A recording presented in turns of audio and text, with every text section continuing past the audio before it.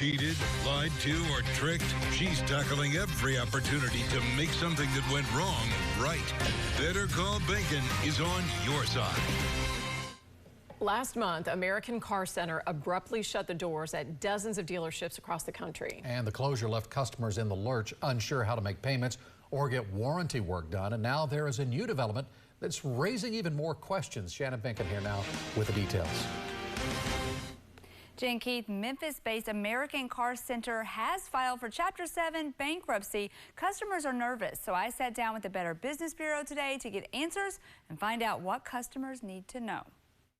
American Car Center called itself the king of credit, but now it's closed and in Chapter 7 bankruptcy liquidation. I sat down with Brian Oglesby of the BBB to find out what this means for customers. It's very important that consumers continue to make their car payments. According to the Car Center's website, Westlake Portfolio Management has taken over the assets of American Car Center, and that's where you should pay. A lot of people were worried about the payment situation, and they were worried about this unknown entity that they were suddenly told to pay. Can you comment on the legitimacy of this new company? Yeah, so Westlake Portfolio Management is a legitimate business that you can make your car payments to. As we always warn, anytime there's a hot buzz out there in the marketplace, scammers will always see an opportunity to imposter legitimate companies. So you never want to give up any personal identifiable information. I've received calls from people that say, I've already paid off my loan. I was in the process of paying the last payment and had not received my title yet. What do you do if you're in that situation? Yeah, so right now it might be a tricky situation because the assets have just transferred over.